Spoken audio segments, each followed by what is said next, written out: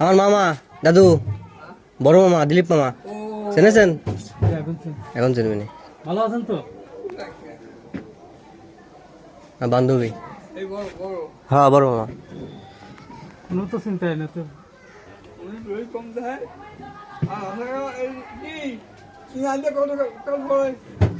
আমি প্রায় 6 বছর 7 বছর পরে।